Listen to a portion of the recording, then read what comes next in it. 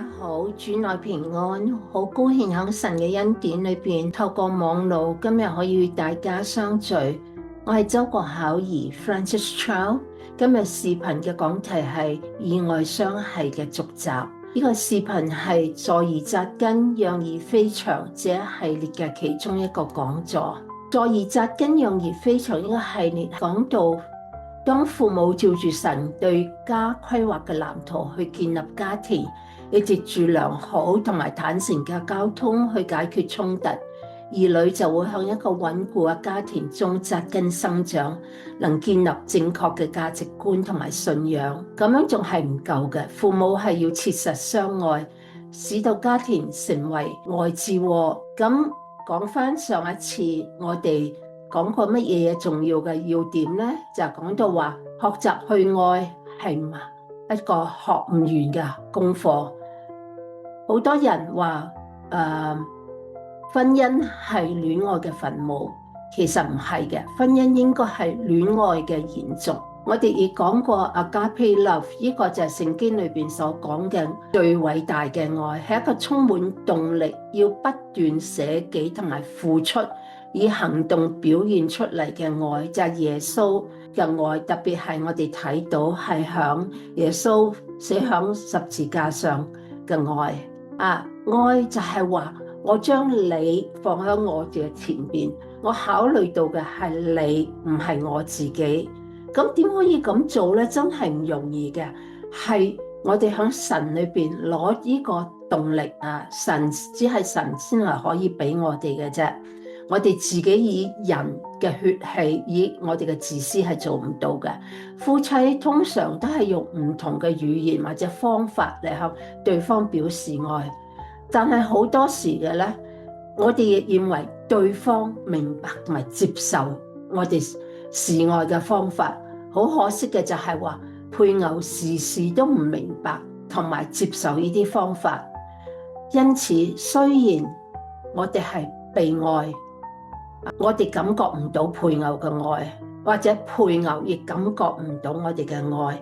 嗱，好似我哋講，如果我哋用廣東話講我愛你，咁係好明白嘅嚇。我哋大家都係講廣東話，但係如果我哋對一啲講英文、講德文或者講葡萄牙文而唔識中文嘅人講我愛你，佢哋係冇辦法接受同埋感覺到呢個愛。所以我哋係講嘅係愛嘅語言 love language。上次我就講咗好多嘅，單係有愛嘅表達係唔夠嘅。每個人一定要知道邊一種係配偶能夠明白同埋喜歡接受嘅方法，而我哋咁樣表達出嚟，咁愛先係顯得有意義嘅。我就想上次就講咗 Justin Swihart 嘅8種愛嘅語，其中嘅4種，有8種嘅愛嘅語言，我講咗其中4個種，一就係供給物質嘅需求，幫助同埋分享重擔，共度質與量嘅時光，同第4種我未講晒嘅，今日會繼續講落去，就係話迎合配偶情感上嘅需要，所以我一陣間就會再次繼續講落去。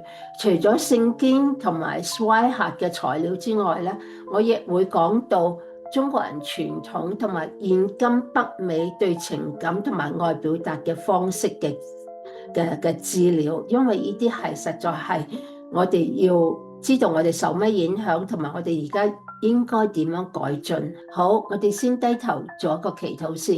親愛嘅父神，感謝你，你就係愛，請教導我哋點樣無私咁去我哋愛我哋嘅配偶，把配偶嘅需求同埋渴望放在自己嘅需求同埋渴望之前。藉住今日嘅講座，俾我哋了解我哋同埋配偶之間喺表達和接受愛方面嘅差異。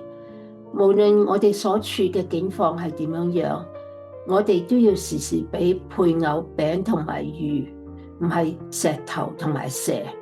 無論我哋結婚有幾耐，我哋仍然係不斷咁去孕育與培植我哋同配偶之間嘅愛。我哋咁樣禱告，係奉主耶穌基督得勝之名而求，阿門。好，我上次講到迎合配偶情感上嘅需要有幾點，個語言係好重要，所以我會擺好多時候落去，因為呢個語言係貫穿同埋交織咗所有愛嘅表達嘅方式裏邊。如果我哋表達其他愛配偶嘅方式，而冇迎合到配偶情感上嘅需要咧，咁咧我哋嘅表達都係冇乜能夠發揮，冇乜有作用嘅。咁其實傳統嘅中西文化都強調咗同埋教導男人唔應該將情感流露嘅，但係我哋中國嘅傳統文化係受咗儒家2000多年嘅價值觀嘅影響，同埋社會角色期待嘅影響，所以我哋傳統文化影響我哋對感情嘅流露就更加厲害。我哋嘅含蓄流露係會比歐洲人、北美人、其他國族嘅人更加厲害。中國人嘅傳統文化特別係講到男子嘅言辭同埋情感嘅表達唔應該直接表達，同埋唔應該外露。女子要三從四德，從即係服從，服從你點可以表達？又唔可以表達自己嘅情感，又唔可以表達我哋嘅感情，所以一路都係壓制。但係女人係比較好一啲，因為傳統嘅角色就係要令到我哋上一輩同埋丈夫喜歡我哋，所以我哋就要識睇人哋面色，係咪？我哋講，我哋識得睇眉頭眼額啦。咁我哋養細佬哥嘅時候，我哋又呵護備至，所以我哋對情感嘅表達係比較敏感，比較容易明白人哋。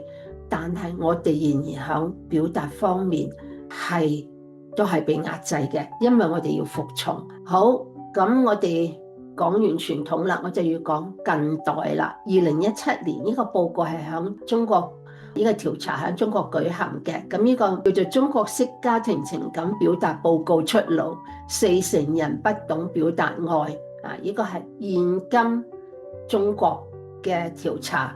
咁佢發咗萬幾份，有萬幾個網友支持呢個調查，但係其中咧就收翻咗8512份問卷翻嚟，呢啲係有效，即係冇咩 mistake 啦，呢啲咁樣樣。咁嗰啲被調查嘅人係邊個咧？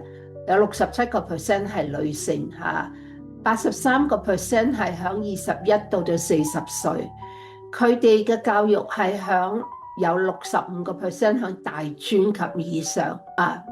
咁佢哋74% 已經結咗婚，70% 有仔女。我哋睇幾個，即係睇幾個啫嚇，睇幾個 graph 啫。咁呢個黃涵咧，佢就講到響呢個調查裏邊，佢講啦，佢係即係 analyze 啲數據嘅。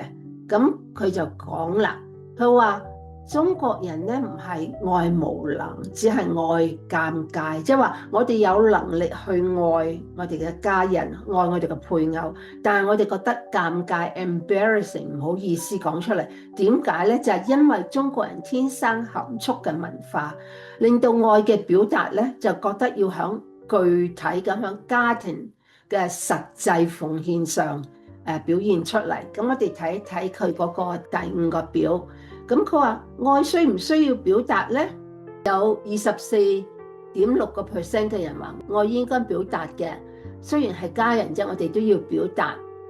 但係有39.1% 嘅人就話我哋想表達，但係唔識得點樣用合適嘅方式嚟表達啊，唔知道 how 啊。咁啊，愛說不出口。咁佢話係啊。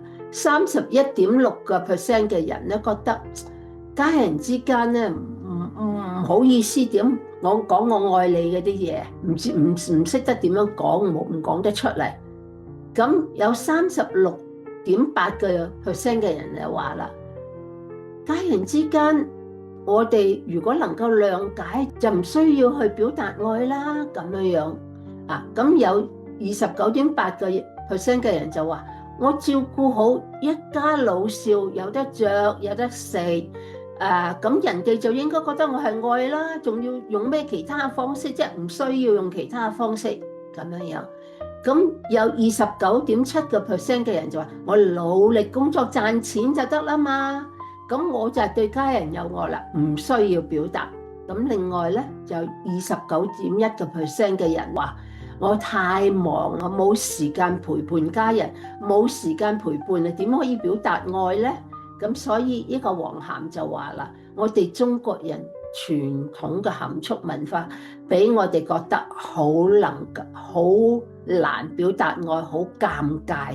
唔係我哋冇能力，冇呢個 power 去做，我哋有能力去做，只係我哋好難，覺得好尷尬，就唔能夠表現出嚟，就只係喺實際方面，好似俾賺多啲錢，俾細佬哥有飯食，老人家有衣着咁得，或者太忙就冇辦法啦，咁樣究竟咁響呢個中國下呢啲人，佢哋屋企裏邊咁樣點樣社交工具咧？有啲咩 social 嘅嘢咧？咁樣原來睇電視咧就最多，78.7% 嘅啲人咧就坐屋企度睇電視，75% 咧就中意去食嘢。我哋係啦，去吃飯，我諗即係去酒樓啦，除咗屋企食飯之外。咁61% 咧就聊天，你記得我再上次講嘅題目嘛？聊天呢個 casual talk 係最低級嘅溝通層次，真係達到好嘅溝通。我哋唔係聊天，而係要明白事實，再明白感情，然後揾到解決嘅辦法。聊天即係話仍然係好 superficial 嘅表達。另外就係逛公司啦，去買嘢啦，係咪？咁買嘢咪供給物質需要咯。咁有啲人去旅行，有啲就打麻將啊，咁更加弊啦。咁我哋以後再睇下佢哋其他嘅收到嘅答案係乜嘢嘢。但我而家先俾你睇咗呢3個先，因為講到感情嘅表達。咁好啦，咁今日我哋移居北美嘅華人係點樣樣咧？其實我哋特別係對家人仍然保留咗唔少傳統表達情感嘅特徵，特別係如果我哋30幾歲甚至40幾歲先嚟嘅，我哋嗰個傳統嘅表達方法已經係刻骨銘心啊，難啲改變啊。咁男人我哋先講，特別係男人佢哋喺外邊就冇乜有個 support network， 冇一個聯絡嘅網絡，又冇啲知心朋友，所以有心理困擾嘅時候咧，都係少向人哋傾訴同埋尋求協助。所以做妻子嘅咧，更加要敏銳察覺丈夫感情上嘅需要，而且幫助佢自己將自己嘅感受、自己嘅困擾分享出嚟，願意同佢承擔一齊感情上同埋生活上實際嘅重擔嚇。呢個其實係無論男女都需要，但係男人特別係因為嗰個表達嘅方法。同埋，因為男人習慣就話，響經濟上嘅壓力係好大，工作嘅壓力嚟到北美更加大，因為語言，因為以前嘅學識，因為以前經驗未必受接受，或者我哋唔係幾識得同人哋交際應酬。雖然或者學識好好，但係冇辦法去打破呢個無形嘅天花板嘅嗰個 glass ceiling，我哋冇辦法突破，所以好多時都係好多嘅沮喪，甚至 depress 啊。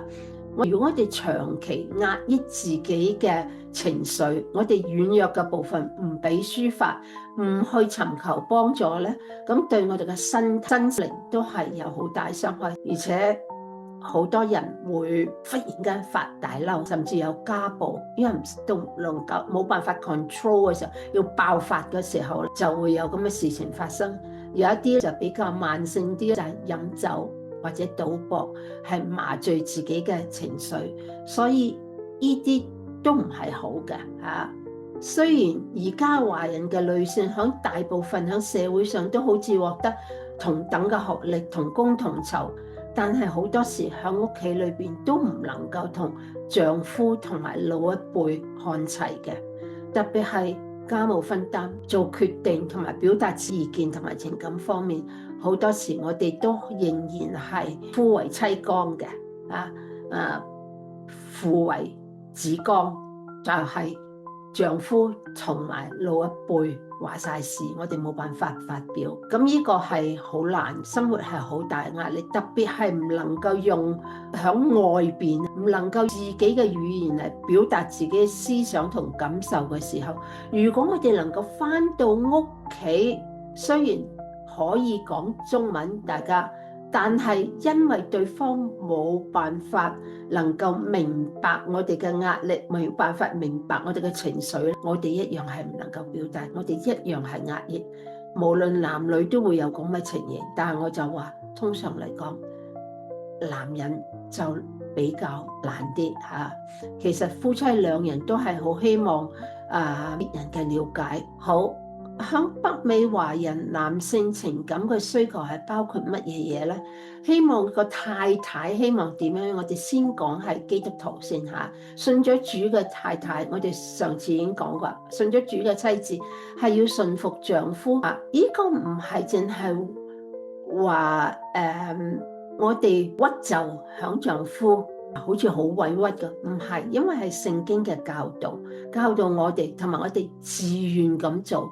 我哋唔係因為文化，好似我哋2000年嘅歷史咁，女人係要屈就，係要被壓制。我哋唔係，因為我哋信咗主，我哋順從聖經嘅教導，我哋順服主，我哋自願將主權放下。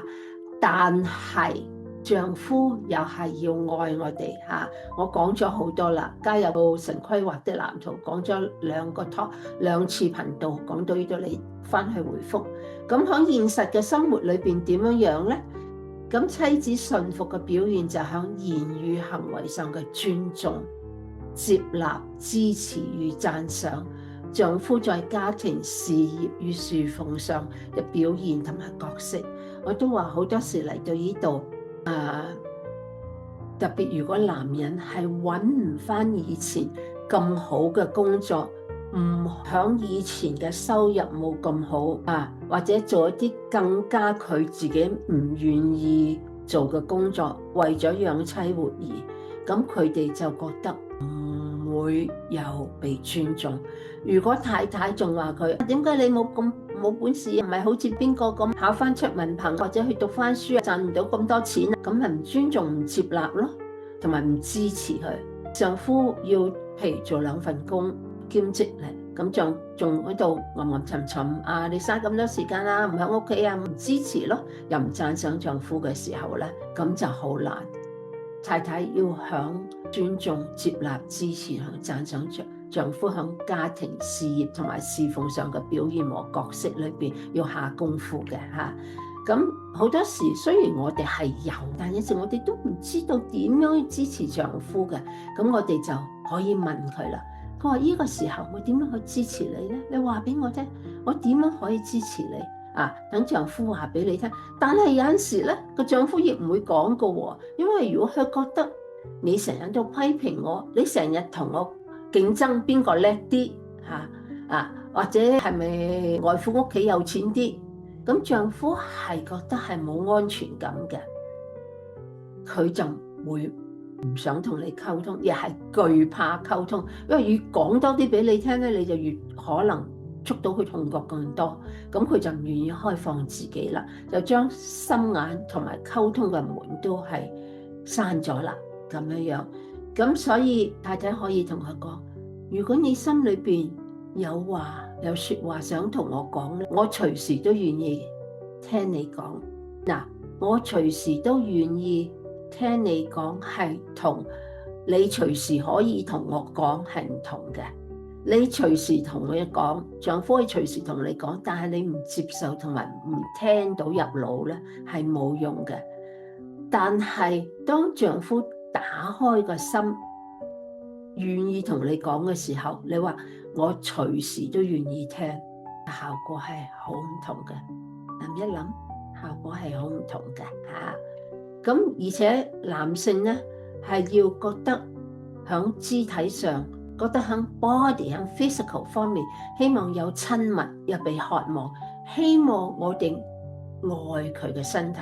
我哋好多時就睇到男人會渴望女人嘅身體，其實男人都好希望太太係同佢親密，唔淨止係講到係發生性行為咁簡單嚇，而係就話平時間嘅擁抱、平時間嘅親密，或者話俾佢聽，我諗你今日成日都想你咧，我今日煮飯嘅時候我都想緊你。咁呢個咧就會俾到丈夫感情上嘅滿足嚇。咁雖然現代嘅男人唔係每一個都係沉默寡言，唔係嘅，特別係有啲後生啲過嚟嘅，已經被美國文化嘅開通打開咗自己，咁唔係話個個人都要獨處，但係男人好多時都係要有一啲獨處同埋要自己諗嘢嘅時間，所以我哋就唔好成日追住丈夫啲啲嘟嘟啲啲嘟嘟咁講嘢啦。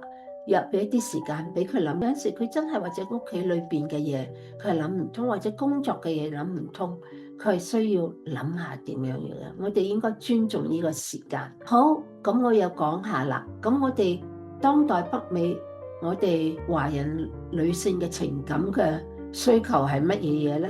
一樣係需要被理解與傾聽，但問題咧好多時咧，丈夫就會覺得佢哋講嘅嘢咧係小事啫，做乜小題大做批評，或者咧就好似同佢講道咁，用聖經話咧咁有乜用？聖經話咁樣樣咧係冇用嘅。呢個唔係理解同傾，一樣係要希望丈夫有俾佢支持，丈夫比較忠誠，對佢係真係貼心咁愛。而家特別係北美華人女性嘅角色已經唔淨止係做妻子做母親，而且好多時做職場嘅女性，我相信喺香港喺台灣一樣係咁嚇。而且喺教會裏邊侍奉，佢哋希望係得到真誠嘅欣賞，要喺呢4方面做得好嘅，真係唔容易啊！以前就話入得廚房出得廳堂就好好，而家唔淨止出得廳堂，仲要係做職業女性嘅時候，我哋時時見嘅場面或者我哋要處理嘅事係好多。喺教會裏邊，我哋都有女執事，我哋做 chairman 嘅，我哋做個崇拜嘅主席都有女人。我哋真係做丈夫嘅要肯定佢哋嘅角色，覺得佢哋係有價值嘅，做呢啲嘢，要俾佢自尊，又俾佢自主，要佢有空間，佢可以 make decision， 佢自己有做決定嘅空間，佢嘅決定係希望被尊重啊。同埋最難嘅咧就係我覺得，如果我哋淨係喺香港或者係冇咁難，但係喺北美，我哋喺傳統與現代價值中，呢個唔淨止係現代中國人，係現代北美嘅價值觀中，尋求家庭、工作同埋自我成就間嘅平衡同埋和諧係好難嘅。我自己經過咁喺學校裏邊，我已經學到好 assertive， 我要好清楚咁話俾人聽，咁樣咁做。但喺家庭裏邊，始終我哋係喺呢個傳統裏邊翻到嚟家庭，我點樣樣咧？我知道，或者特別喺教會，我做師母，我唔可以好似喺學校一個 supervisor 嘅角色出現。咁我點樣樣攞到呢個平衡？呢個係丈夫要明白嘅。你變咗晒，你變晒，我唔中意你啦。點解佢要變？因為佢要有一個平衡。特別如果係由香港或者邊度嚟到北美，佢個 adjustment 係更加大嚇。好，咁我哋睇下，我哋仲有就係一件問題，就係話荷爾蒙嘅波動，我哋嘅情緒咧亦係跟住波動。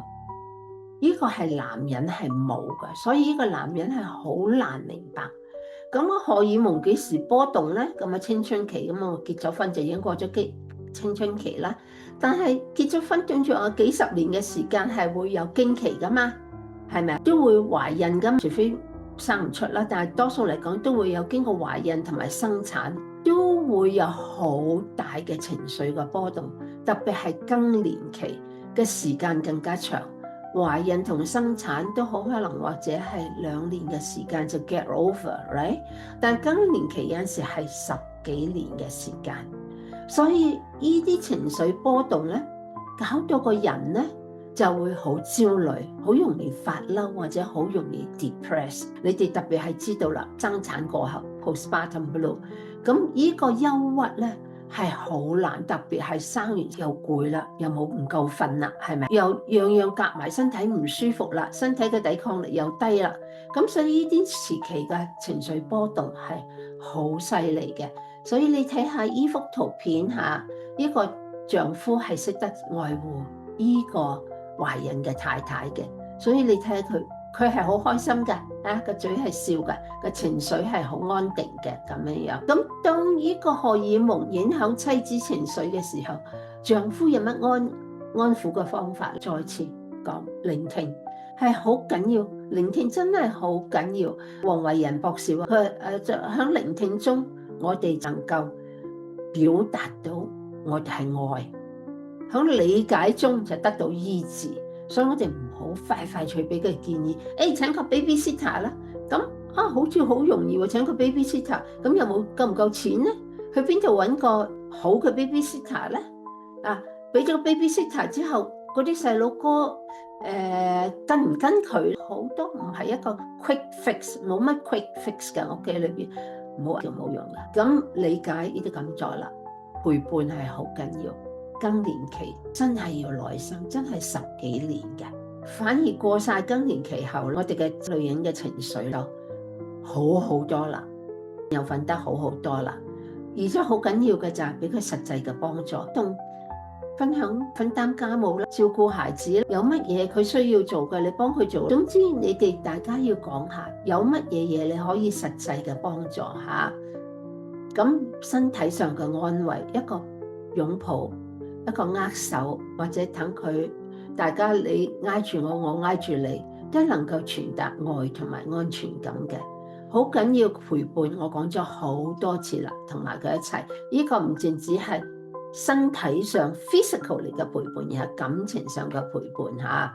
佢係唔開心嘅時候，唔係話你都要過埋唔開心，但係你明白佢，陪伴喺佢身邊，等佢走過呢段路。鼓勵自我安撫嘅方法，呢個係好緊要嚇。俾佢，如果你覺得去散步好咩，咁你就出去散步啦。我幫你睇住下啲細佬哥啦。如果你覺得要去同你啲女朋友或者教會嘅姊妹傾下偈啦，咁你去啦。如果你中意聽音樂，你去啦。或者你要休息，攰個頭要休息，咁你去啦。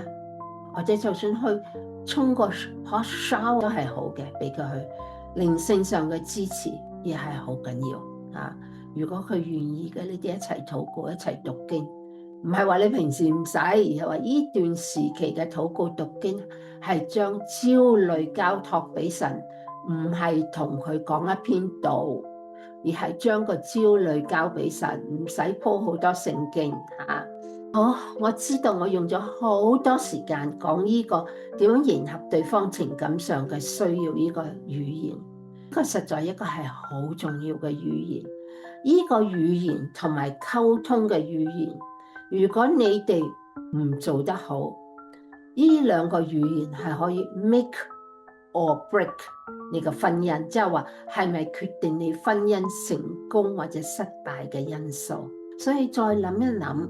好，咁我而家就講用語言表達啦，但因為講咗好多，我就唔會講得太多啦。剛才講咗好多，我前一陣間又講咗2篇，喺個 YouTube 度講咗溝通美滿婚姻嘅關鍵，同埋重拾溝通修復夫妻關係。呢2篇裏邊，我講咗好多溝通，特別係講到我哋喺溝通中點樣表達自己嘅感情，同埋我哋點樣明白對方嘅感情，同埋點樣用言語嚟表達出嚟。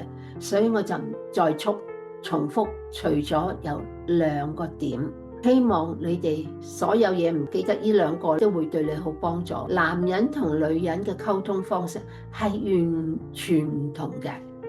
男性傾向尋求解決嘅方法， quick solution， 所以就話就咁做，係咪？但係女性就唔係，佢講嘢係溝通，係為咗尋求情感嘅支持同埋理解。我希望同你講嘢，你明白我嘅情感，你支持我，你理解我，咁就係愛我。所以就係 fact versus feeling 啊。所以如果你唔明白咁樣咧，溝通嘅時候，你哋兩個就會牛頭唔搭馬嘴啊，或者丈夫覺得妻子講嘅嘢係一頭霧水啊。咁第二個，我覺得提醒嘅就係話，一日最少講句我愛你，或者謝謝你。啊，佢煮咗好食嘅飯俾你咩？你講多謝啊。做錯事嘅時候要講對不起，請原諒我嚇，呢個好緊要。好啦，講第二個啦，用肉體接觸嚟表達愛。呢個性愛唔淨止係為咗生兒育女，又係為到夫妻可以享受對方嘅身體。神話我哋俾我哋配偶嘅身體俾我哋係有享受嘅。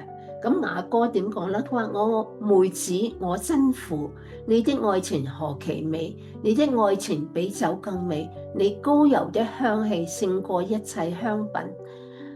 呢個我哋夫妻之間係要有個愛情喺度，幾美咧，仲比個酒更加美啊！膏油係搽響佢個身體上噶嘛，就勝過一切香品，係咪啊？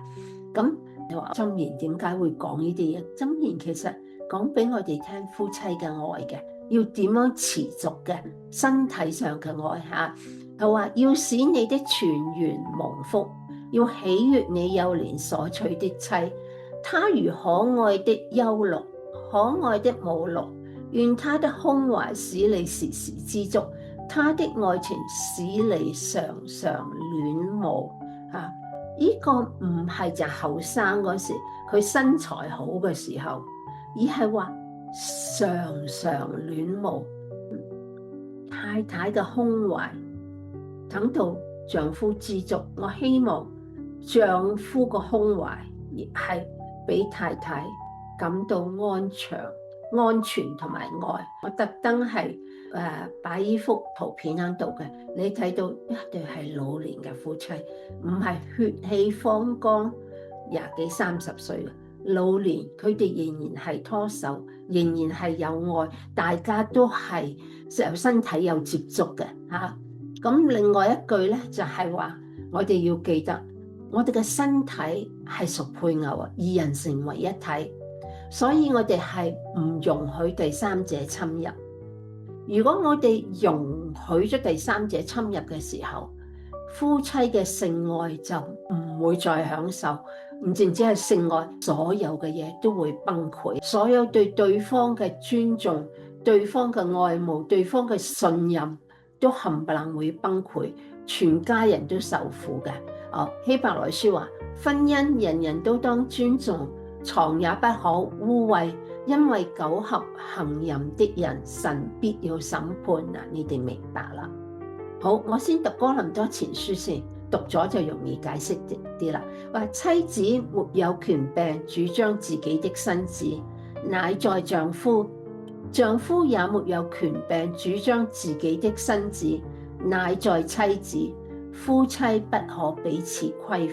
如果我話今日我哋點講，就係話我知道你愛我，我相信你懂得喺性愛上點樣用我嘅身體，使到雙方都得到滿足。嗱，呢個性愛嚇唔淨止，我都話唔淨止係做愛嘅時候，而係話我哋或者摸下你個頭啦，手拉手啦，或者錫下你，我哋知道你係點樣對我身體，你知道等到我滿足。如果喺性愛方面，如果特別係啱啱結婚嘅時候，唔知道點做，令到對方特別係太太嘅身體係好痛嘅時候，或者係性愛係好長好長，等到對方好攰嘅時候，我哋大家要講㗎，兩夫妻要大家坦誠咁講話，點樣用我嘅身體，你要知道點樣去 love my body， 等到雙方都得滿足，唔係淨係我為咗滿足你嘅需求，呢個好緊要。如果你唔知道點做嘅時候，真係要講，甚至要去見婚姻治療師 （family therapist）。另外一個我要提出嘅就係，好多時特別係女人啲姊妹同我講，因為好怕再生細路個，有咗個就唔夠咩，有咗兩個仲唔夠咩，我唔夠膽再生仔啦咁，因為佢要懷孕，要生仔，要湊細路哥嘅責任係多，咁好多時就拒絕丈夫，唔俾丈夫性愛。其實呢個係好危險嘅舉動，亦係好愚蠢嘅舉動。當你唔俾丈夫響一個神規劃嘅範圍裏邊，俾丈夫享受性愛嘅時候，丈夫就唯有向外邊揾呢個性愛嘅享受，咁你嘅婚姻就會破裂啦。所以千祈唔好為咗怕生就咁樣做。聖經保羅跟住都係話，除咗你哋短短嘅時間專心祈禱，你哋唔可以唔俾對方愛護你嘅身體，向你表示愛嘅。所以如果係為咗生育而驚，甚至兩方面都 abstain 有性愛，我覺得你哋係應該去請教醫生，懂得節育嘅方法，而唔係用呢個咁嘅行動吓。好，我跟住講就同一陣線，神喺舊約裏邊，喺新約裏邊都講過，我總不撇下你，也不丟棄你啊。保羅又話，我們縱然失信，即係我哋基督徒啦，縱然間係失信，但係他即係神仍然係可信，佢仍然係 faithful 忠信，因為他不能背負自己。你話幾好呢？如果我哋嘅配偶好似神一樣，可以企喺我哋一邊，同我哋講，我唔會撇下你，我唔會丟棄你，我唔會對你失信。你話係咪好好呢？呢個係最好表達我愛你嘅方法。我唔可以講一定係最好，但係呢個我覺得對我自己嚟講係最好嘅方法，或者唔係個個人會覺得呢個係最好，但係對我嚟講係一個最好表達嘅方法。咁唔係話夫妻兩個都贊同，永遠都 agree。雖然我哋係有唔同嘅地方，但係我哋都係戰友，我哋都係團隊，我同埋你同一陣線，打同一個仗，我要保護你。呢張圖片我講過嘅，上一次用過呢個圖片，你睇到呢兩夫婦，佢哋響狂風暴浪嘅時候，都係坐埋響同一隻船裏邊，揸住槳，兩個人合力咁樣去乘風破浪向前進。就係話我哋兩夫妻，我哋無論有乜難處，有乜人傷害你哋，或者有乜逆境，我哋都係要同舟共濟，兩個人企埋一齊，唔可以話我離婚，我唔理你咁樣，或者我走咗去，我翻去我媽度咁樣，唔係咁。我哋要兩個人同舟共濟，而且合力。你睇佢哋一齊搖個槳，你哋有乜難關嘅時候，要合力，有同一個方法，同一個步伐去迎接呢個難關，而且向住一個你哋要去嘅目的地前進。因為我頭先講過肉體嘅接觸同埋同一陣線，我而家就會講一講我同我丈夫嘅情形。我同你講過好幾次，其實我嘅視線係好模糊㗎，就算我而家睇個 screen 都係好朦嘅。但喺出邊呢，有陽光嘅地方，我就真係差唔多睇唔到㗎啦。咁所以最近呢2-3年咧，出邊，我丈夫周子流牧師咧就時時拖住我隻手。咁好多時佢哋啲人就話：你睇下周牧師咁小師母咁老都咁恩愛。冇錯，我覺得呢個真係一個恩愛嘅表現，係一個而且係一個肉體接觸俾我感到情感上嘅溫暖，所以呢個係恩愛嘅表現。肉體接觸，情感上嘅滿足。二就係仲有同一陣線。我隻眼唔好，可以話咁麻煩，唔好去街啦，我哋唔好去旅行啦，唔好做呢樣，唔好做嗰樣啦，又或者唔幫我啦。所以有陣時一個語言其實係可以表達好多樣嘅。我都話拖住隻手，唔淨止肉體嘅接觸，有感情上嘅支援，感情上嘅滿足，同埋講俾我聽同一陣線，唔係話自作主張，憑一己之勇去保護配偶、幫助配偶嘅。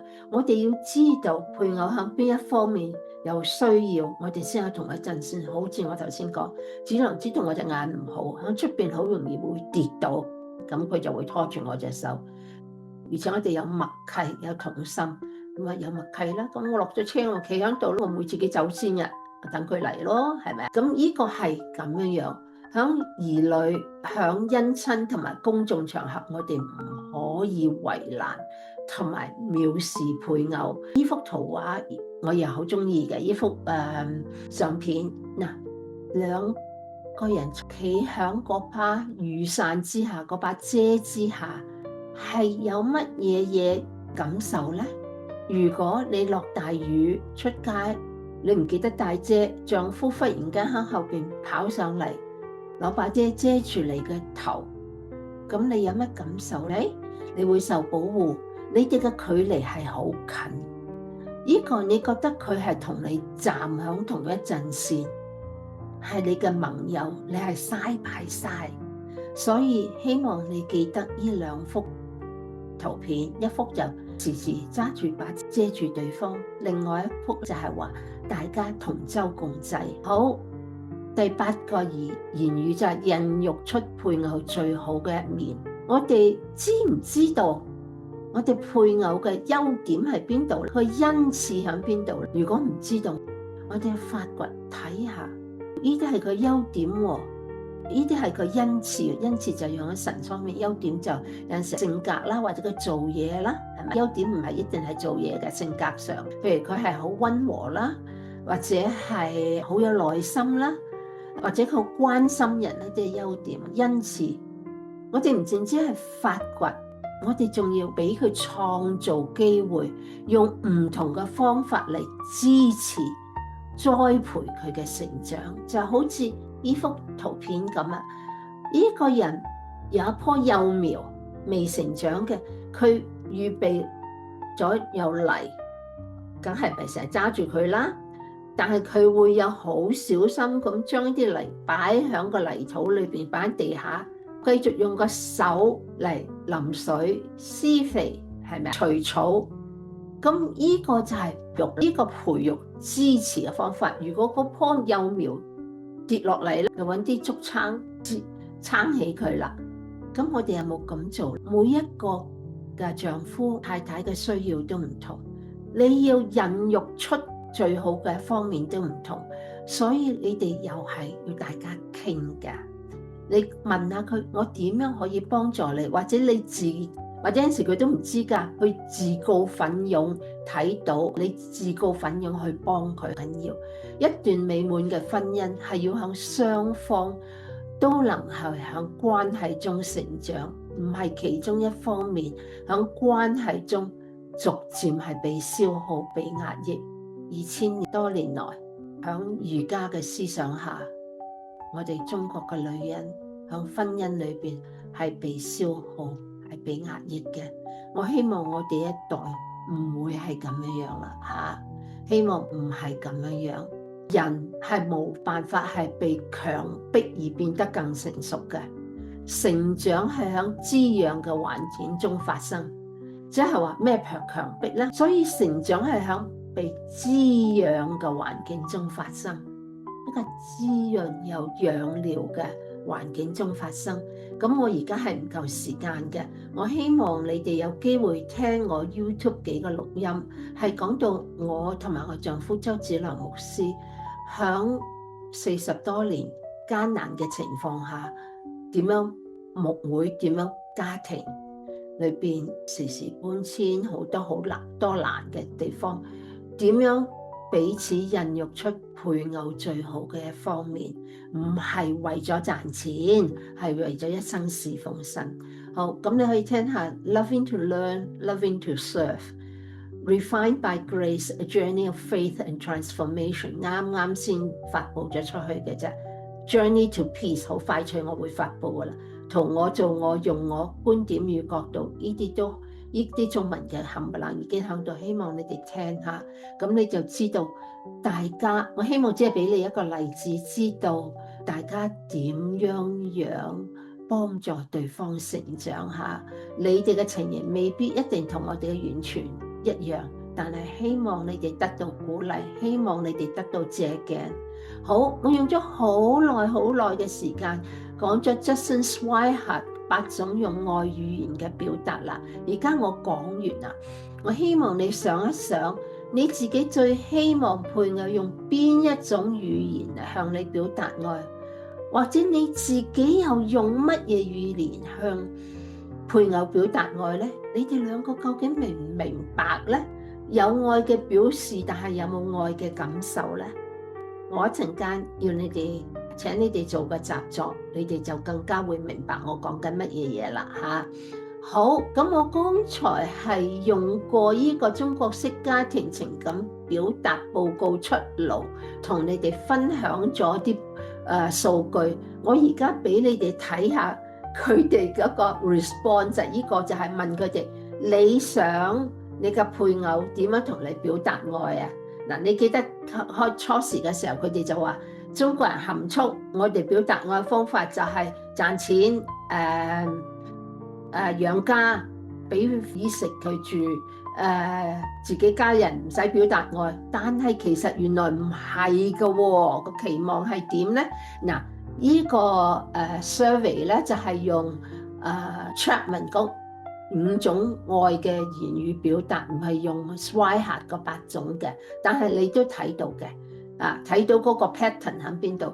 原來83%即係最多嘅人咧，就希望專心嘅陪伴啊 ，spend quality time together，quantity time together， 專心其實係 quality 係多嘅 ，OK？ 肯定嘅語言你睇到啦，就28%。講嘢仍冇要講出嚟，愛佢肯定同埋 value 佢，愛嘅服務幫佢做下家務嗰啲就係少啲咋。愛的禮物包括送禮物啦，賺多啲錢啦，其實係11%。愛的觸碰即係 physical contact 啦，就8%。呢個亦係我哋中國人含蓄文化嘅原因之一。呢個變咗係最覺得唔係好渴望配偶嘅愛。嗱，咁你哋睇到呢個，我唔要 influence 你，但係我覺得要俾你睇下，你睇下個落差係幾大，真係咁，但係期待嘅係點？個落差係非常之大。我希望你同你配偶嘅落差唔係咁大嚇。好，我臨結束之前仲要講另外一啲嘅。頭先咧就講到學習去愛，我哋 learning to love， 我哋知道乜嘢係叫做 love， 我哋要去學習乜嘢叫愛。但係我哋繼續講嘅就係愛去學習。我哋知道愛係點啦，我哋繼續 practice 咁樣。咁我哋點樣 practice 咧？再講就係話我哋表達愛時應注意係乜嘢嘢咧？就話揾出配偶最熟悉、最能夠接受愛嘅方法，向他表示愛。唔係你最熟悉唔係你最明白，而係對方。呢個係你送俾佢最好嘅禮物，冇送錯禮物。係邊個禮物？你送俾嘅禮物係應該係佢最能夠接受嘅。呢個叫佢嘅 primary language。你唔可以傷害配偶嘅基本言語，唔可以傷害。譬如果你個配偶最中意你陪伴，好似頭先個 survey 咁咧，咁你話唔係，我唔陪伴你，我覺得我要賺錢多啲，對我嚟講，我有 self-esteem， 我自己覺得好，覺得有名譽有地位，我又俾多啲錢俾你，但我配偶話我唔係覺得呢啲係最重要。咁你傷害咗佢基本語言嘅時候，你再俾多啲嘢佢咧，佢都唔願意接受啦。另外一樣就係話唔好話一面表示愛，一面批評或者埋怨對方。你話我咁辛苦出去賺錢，為咗供養俾你有依日好食好住，點解你又唔依樣又唔嗰樣，又唔依樣又唔嗰樣？一面批評嘅時候咧，一面埋怨係冇辦法嘅。當配偶向你表示愛嘅時候，你應該讚賞多謝。日子越久，就應該越渴望用更多嘅愛，同埋用唔同嘅語言去對配偶表達愛，因為本身就係一個動態嘅過程，每一個階段都有唔同嘅壓力同埋挑戰，所以示愛嘅方法應就係隨住階段嘅改變而有所變通。啱啱結婚嗰時候，仲係好似初戀嗰時候好舒服、好開心啊！等有細佬嗰時咪唔開心喎，但係又要顧細佬哥，又要攰，又要依樣嗰樣，係咪啊？個 financial 情形又唔同啦。咁細佬哥上咗小學又唔同，上咗中學唔同，離開上大學嗰時候，空巢嘅時候又唔同啦。咁我哋點樣表達愛呢？甚至我哋稍為老啲，60歲、70歲嘅時候，我哋好多嘅時間，咁我哋點表達愛？或者我哋去旅行，或者我哋做多啲我哋仲喜歡做嘅 hobby 啦，咁或者再老啲，身體唔好啦，咁我哋點樣表達愛呢？點樣去愛對方？所以呢個係一生要學嘅功課，一生要唔同方法表達嘅功課嚇。跟住講呢度係一個好令到人哋好惆悵嘅題目。我話如果過咗一段日期，配偶都唔懂得點樣愛我，都唔能夠將我希望渴望嘅言語同我點樣樣呢？呢個實在係好難。我知道特別係姊妹，好多時都有姊妹同我分享過呢個。我雖然唔係我丈夫係咁嘅情形，但係我用咗幾十年嘅時間愛好多好多嘅人，但係好多時都冇得到回報嘅愛，或者係知道我係渴望點樣愛而愛我，我知道係好辛苦㗎，真係好辛苦㗎。咁樣點樣能夠再支撐你繼續去愛配偶，或者你自己唔失望、唔落入痛苦呢？就唯有去返聖經裏邊，唔係多餘嘅。所以哥林多前書13章最後嗰度話：凡事包容，凡事相信，凡事盼望，凡事忍耐，愛是永不止息。佢唔做到咩？甚至或者傷害你咩？你包容，你相信神有一日會改變佢，佢會明白你，知道點做。凡事盼望就爭埋一齊啦吓，凡事忍耐，係呢個時日嚟講係好難。愛是永不止息。跟住耶利米書31章第3節係我好喜歡嘅經文。我哋唯有學習神嘅榜樣，點樣去愛，我哋先可以繼續愛其他嘅人，特別係我哋嘅配偶。古時耶和華向以色列顯現說：我以永遠的愛愛你，因此我以慈愛吸引你。耶和華好耐以前已經同以色列好多人民以色列，好多人顯現講咗好多次啦，又派先知，又派乜嘢同佢哋又講嘅啦。神話咩？我以永遠的愛愛你，唔係暫時，唔係話你錫我咩，我就錫你，唔係咁。我以永遠的愛愛你，因此我以慈愛吸引你。咁我咩叫做我以永遠的愛愛你呢？就係話我仲係對你有慈愛，我仍然係對你有眷顧，我仍然係用我嘅愛嚟吸引你，唔係話你唔愛我我就唔愛你，你唔愛我咩我鬧下你，你唔愛我咩我出去揾小三，你唔愛我我就唔煮飯，唔係咁樣耶利米書係好多時係俾我一個好大嘅鼓勵，而係我知道我係要咁樣做，乜嘢都唔行得通嘅時候，禱告係永遠都行得通嘅。為配偶同埋為自己禱告係最有效力同埋永遠行得通嘅愛嘅語言。咁我而家做個總結，基督徒夫婦係必須喺愛同埋尊重中成長。婚姻不只是雙方關係，而是反映基督與教會嘅關係。呢個唔止我哋兩人，一個人係行唔通㗎，單方面愛係唔行得通㗎。兩方面都要彼此愛對方，彼此合作，彼此尊重。但係更緊要嘅就係話，唔係淨係反映我哋兩夫婦嘅關係，又係反映咗基督同埋教會嘅關係。再睇以弗所書5章，如果我哋能夠學習理解彼此情感嘅需求，愛啦，彼此情感嘅需求，以信仰為基礎。如果我哋只係口講愛，冇信仰係冇辦法嘅。要有信仰係做個基礎，做 foundation， 用愛做動力。雖然係一個好似微不足道嘅舉動，好細好細嘅舉動，但係如果我哋每一日係咁做，住聖經嘅實踐聖經嘅教訓咩呢？我哋就用犧牲嘅愛去滿足配偶對愛嘅渴求。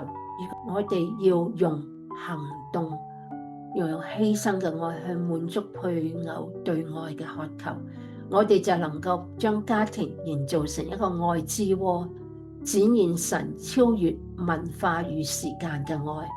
嗱，左邊呢個十字簿我做咗10幾20個噶啦，喺教會裏邊呢個十字簿好容易做，但係我又好喜歡做嘅。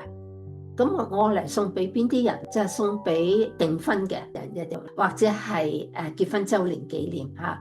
佢寫住 Love begins in little ways， 愛其實係少少開始嘅行動，但係一路一路積聚。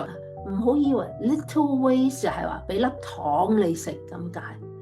犧牲嘅愛有陣時好似睇起上嚟微不足道。我半夜起身餵個仔飲奶，唔使嘈住配偶瞓覺，等佢瞓得好啲。呢個好似 little ways 咁樣，但係呢個 little ways 都係犧牲嘅愛。希望你喜歡呢個十字簿。好可惜嘅，我而家隻眼再冇能夠再做呢個十字簿啦。好，我哋睇下思想與實踐。咁呢個係最緊要，你哋一定要做，兩個人都要做㗎。你聽完唔做呢個習作就冇用嘅。思想先，夫妻檢視彼此愛嘅語言偏好，所以彼此又係兩個嚇，咁就係仲有偏好。你中意邊樣先？邊樣冇咁中意？第一就自我檢視，examine， 要檢視之前就要諗啦。我哋要諗下，在 Justin Swihart 裏邊提出嘅8種愛嘅語言中，你邊一種係你最渴望嘅？希望配偶向你表達嘅，你邊一種係最唔渴望嘅？諗一諗先，後就順列排序啦 ，ranking， 將嗰8種語言寫咗出嚟。我特登唔寫俾你，我希望你自己諗下睇記唔記得我講嘅嘢，自己順序排列嚇。第一係你最渴望嘅，第8係最唔渴望嘅，咁樣。好嗱，講完之後自我檢視之外咧，咁我就要推測配偶嘅偏好啦。因為好多時我哋估下啫喎，我哋覺得我哋配偶中意咁樣，咁我哋要睇下我哋估得有冇錯啦。咁我哋就睇到啦，根據你嘅觀察同埋了解，你覺得邊一種語言係你配偶最渴望？你向佢表達嘅邊一種係佢最唔渴望嘅？就 ranking 就 rank 咗，各自做咗之後就要大家同埋一齊比較與反思，你哋比較下有冇差異？我相信有嘅，我只希望個差異唔係太多。但係如果你係兩個都能夠彼此收納到你最渴望嘅感情咧，你會係最開心嘅。你嘅生活、你嘅態度、你嘅人，你成個人都會覺得好舒服、好 graceful 嘅。咁你亦睇到右下角有一個係彩色玻璃，又我以前做嘅，呢個係天鵝，呢個係愛嘅天鵝。你睇下佢係幾 graceful， 佢幾舒服啊！隻眼、個嘴、嗰條頸係幾舒服。我希望你哋真係有呢個咁嘅愉悅同埋有咁嘅舒服。好啦，講完要講行動咯，唔係淨係得把嘴講。討論彼此如何更有效地滿足對方愛嘅言語需求，你哋就要講啦，大家講啦，或者你咁做好唔好？咁會對好好，我可以咁做，你講出嚟我知道啦。咁就話本週係做出3個具體嘅行動，以實際表達愛。其實唔係淨係本週嘅，淨係由呢個禮拜開始就繼續係咁做。最後就話你係俾配偶嘅係餅或者魚，可以令到佢飽足，情感上嘅飽足，佢能夠孕育佢長大嘅。